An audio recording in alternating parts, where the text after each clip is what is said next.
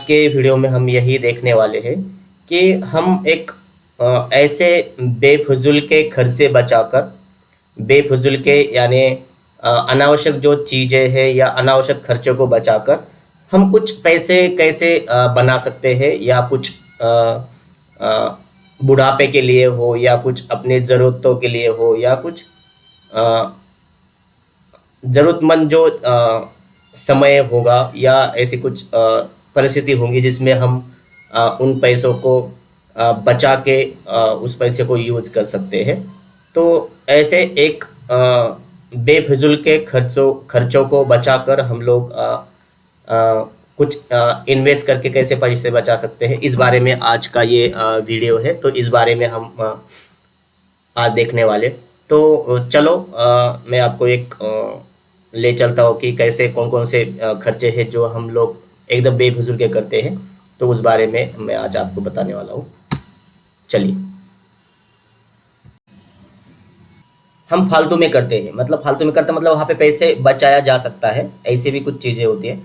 सबसे पहले ये जान लेते हैं कि हम लोग पैसे कैसे कमा सकते हैं। एक तो सबसे पहले हमको सभी को पता है कि पैसा कमाना पड़ता है, कहीं जॉब करके, कहीं नौकरी करके या कहीं काम करके। किसान होगा तो किसानी करता है, कोई नौकरदार होगा तो नौकरी कर रहा है, कोई बिजनेसमैन होगा तो बिजनेस कर रहा है।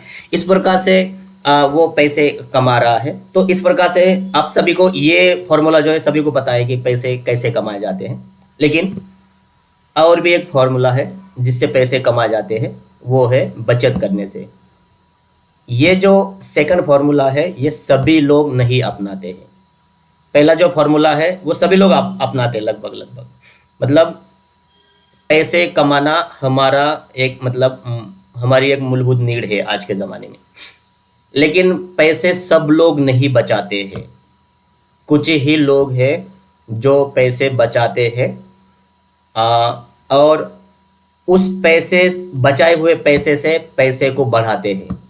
अब ये जो तीन फॉर्मूले हैं ये ज़िंदगी में जो भी अपनाएगा या जो भी इसे आ, अपने जीवन में अमल करेगा इस पे, तो वो इंसान जो है अच्छे खासे पैसे अपने ख़राब दिनों के लिए बचा के रख सकता है। पहले तो पैसे कमाओ, उसमें से हमें पैसे बचाना बहुत ज़रूरी है। अब कमाए हुए पैसों से कितने पैसे कमाना है, बचाना है, ये मैं आपको किसी और वीडियो में बताऊंगा। लेकिन पैसे बचाना बहुत ज़रूरी है और बचाए हुए पैसों से हमें पैसा बढ़ाते आना चाहिए।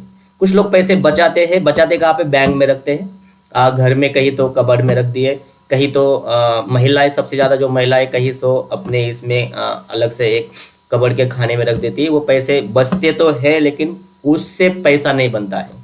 तो उस बचाए हुए पैसे को भी हमें और कहीं इन्वेस्ट करके हमें उससे पैसे बनाना पड़ेगा। तो चलो आज के हम जो हमारा जो आज का विषय है उस पर बात करेंगे कि सबसे पहले इन्हीं तीन फॉर्मूलों पे बात करते हैं और आगे हम अपने फालतू के अनावश्यक या बेफिजूल के खर्चों को बंद करवा के या उसको कम करवा के हम लोग कैसे पैसे बना सकते हैं, इस पे हम लोग आज बात करेंगे। सबसे पहले आते हैं तंबाकू, शराब या पान पराग या अन्य कुछ शौक होते हैं हमारे हर इंसान में। लगभग 70% इंसान में ये पाया जाता है कि तंबाकू खाना, शराब पीना, शराब इतने लोग भले ही ना पीते होंगे, लेकिन पान पराग खाना या अन्य कुछ शौक होते हैं जिसपे हम महीने का 500 रुपये तो खर्चा करते ही करते हैं। तो इस खर्चे को बचाया जा सकता है क्योंकि तंबाकू खाना या ये पान पराग खाना, शराब पीना, अन्य कुछ शौक रखना, ऐसे तलब के बारे में, इससे तो हमारे सेहत के लिए कुछ फ़ायदा है नहीं। तो ये खामखा का एक हमारे ज़िंदगी में मंथली ये 500 रुपये खर्चा होता है। दूसरा होता है दूसरा सिम कार्ड यूज़ करना। हमारे पास जो मोबाइल है लगभग पाया जाता है कि 50% लोगों के पास दूसरा सिम कार्ड होता है मोबाइल में और दूसरे सिम कार्ड को वो यूज़ करते हैं और उस पर रिचार्ज भी करते हैं मंथली 200, 250, 300, 500 तक करते हैं। लेकिन हमने यहाँ पे मिनिमम 250 रुपये लिया है यहाँ पे कि हम दूसरे सिम कार्ड पे 250 रुपये खर्च करते हैं। चाय पीने की आदत होती है हम लोगों को, अब चाय सेहत के लिए उतनी अच्छी होती नहीं है, तो कहीं किसी रिसर्च में नहीं पाया गया है कि चाय सेहत के लिए बहुत अच्छी होती है। तो चाय पीने की जो आदत होती है, हम इसको बंद करवा के भी हमारा मंथली या महीने का जो 500 रुपये खर्चा होता है, हम तो खुद पीते ही है घर में, और दोस्तों को बाहर खर्चा करते हैं चाय पे। उनकी भी सेहत हम लोग बर्बाद करते हैं चाय पे खर्चा करके। तो यहाँ पे भी मंथली हम लोग 500 रुपये बचाया जा सकता है। उसके बाद सेविंग करना या दाढ़ी बनाना, अगर यहाँ पे लड़के या पुरुष होंगे तो बहुत बार हम घर पे भी सेविंग कर सकते हैं। अगर हम एक सप्ताह में अगर 2 बार सेविंग करें तो हमें एक 50 रुपये खर्चा तो आता ही आता है पार्लर में जाने के बाद।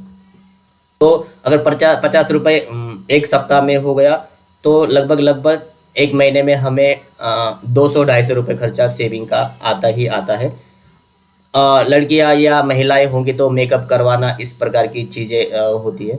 तो हम अब सेविंग, आप कहेंगे कि करना नहीं तो फिर क्या करना है सेविंग?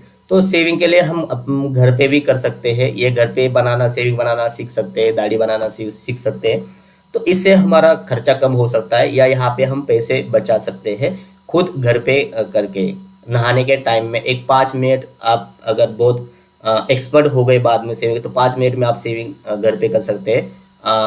2 रुपये 2.5 रुपये के एक ब्लेड में, तो 2 2.5 रुपये में आपकी एक सेविंग हो जाती है। तो यहाँ पे भी हम खर्चा बचा सकते हैं बेफिजूल का। यहाँ वहाँ घूमने में कुछ लोग जो है पैसे खर्चा करते हैं, तो ये खर्चा हमने पकड़ लिया मंथली 500 रुपये। तो यहाँ वहाँ घूमने में भी हम दोस्तों के साथ चले गए, वहाँ पे जाके कुछ तो टाइम पास किया और वहाँ पे कुछ पैसे खर्च किए, जाने आने गाड़ी में पेट्रोल के लिए खर्च किए, या बस के लिए, या किसी भी चीज़ के लिए पैसे खर्च किए।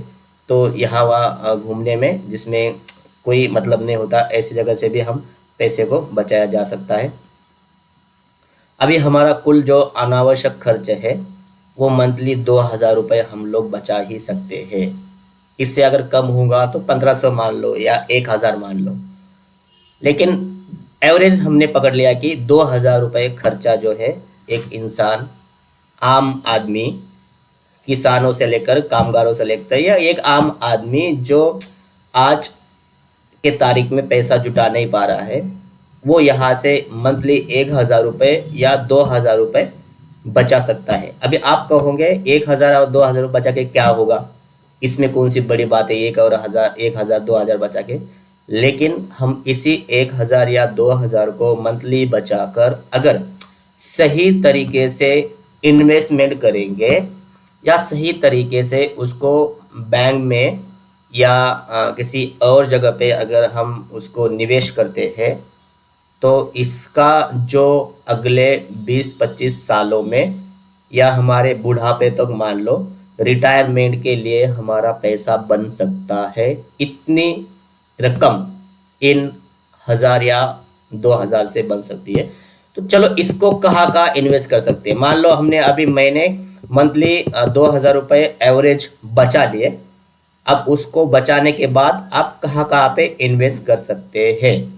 सबसे पहले है, अगर आप थोड़े जानकार हैं तो आप शेयर मार्केट में लगा सकते हैं। मतलब आपको थोड़ा शेयर मार्केट का नॉलेज है, तो मान लो किसी अच्छे से कंपनी में आपने इन्वेस्ट कर दिए और SIP के रूप में आपने इन्वेस्ट कर दिया कि आपको मंथली 2,000 रुपये, आपने एक SIP शुरू की शेयर मार्केट में, आप वहाँ पे लगाते जा रहे हो। तो ये 2,000 रुपये मंथली आप अगर इन्वेस्ट करते हो तो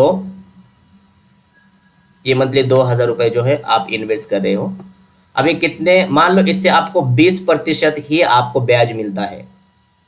अगर इसको आपको सालाना 20% ही ब्याज मिलता है, और ये आपने 3 साल के लिए रकम अगर यहाँ पे लगा ली, अभी मान लो अभी 30 साल के हो आप और 60 साल तक आपने इसमें हर महीने 2,000 रुपये लगा लिए हैं, तो इसका कैलकुलेशन होगा लगभग 4 करोड़। यहाँ पे ऊपर देखेंगे 67 लाख। आप कहेंगे इतनी रकम, ये कैलकुलेशन से, ये SIP का कैलकुलेशन है, यहाँ से मैंने निकाला है, तो आप भी जाके देख सकते हैं। अगर 2,000 रुपये आपने इन्वेस्ट किए मंथली 20% के ब्याज दर से 30 साल के लिए, तो इस प्रकार से इतना 4 करोड़ 67 लाख रुपए आप आने वाले रिटायरमेंट के लिए या 30 साल के बाद बचा सकते हैं। 4 करोड़ रुपए बहुत हो गए अपने रिटायरमेंट के लिए। अब दूसरी बात है कि सभी लोग शेयर मार्केट में उतने माहिर नहीं होते, एक्सपर्ट नहीं होते। हमें तो नहीं पता कैसे लगाने या क्या करना है। जहाँ पे आम लोगों की बात होती है तो उनको पता नहीं होता, या शेयर मार्केट से बहुत लोग डरे हुए भी होते हैं, यार ये सट्टा है ऐसे वैसे, लेकिन ऐसे कुछ होता नहीं है। चलो, इसमें अगर नहीं लगाने तो हम दूसरा एक तरीका अपनाते हैं, म्यूचुअल फंड में। म्यूचुअल फंड में क्या होता है, यहाँ पे आप एक बैंक में जाके आपका जो पहले से अकाउंट है, सेविंग अकाउंट, उसी के साथ म्यूचुअल फंड का अकाउंट निकाल लो, और वहाँ पे आप मंथली अगर 2,000 रुपये आप शुरू करते हैं तो मंथली 2,000 रुपये, मान लो आपको यहाँ पे अगर 15% भी ब्याज मिलता है, म्यूचुअल फंड में शेयर मार्केट से कम मिलेगा, तो 30 साल के लिए यहाँ पे अगर आप इन्वेस्ट करते हो तो आपकी जो रकम है 1,32,00,000 रुपये होगी। मतलब म्यूचुअल फंड में आपको इन्वेस्ट करने से 1,32,00,000 रुपये। यहाँ पे अभी जो कुछ ज़्यादा दिमाग नहीं लगाना है अपना, इसको आपको यहाँ पे आपको कुछ अच्छी बहुत एक्सपर्ट होना चाहिए आप इसमें, या आपको बहुत अच्छी जानकारी होने की कोई ज़रूरत नहीं है। आप बैंक में जाओगे, बैंक में जाकर अकाउंट ओपन करोगे, और एक अच्छे से इंडेक्स फंड में कहीं पे भी आप लगा दो, इंडेक्स फंड में, तो भी आपको आराम से 12-15% ब्याज दर से पैसा मिलता है।